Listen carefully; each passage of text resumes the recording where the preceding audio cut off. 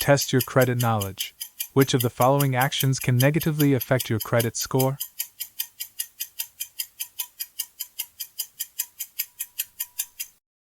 B. Closing old accounts. What is the term for the maximum amount of credit that a lender give you?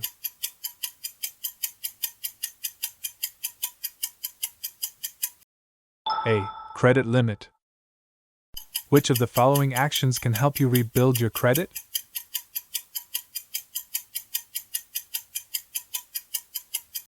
C.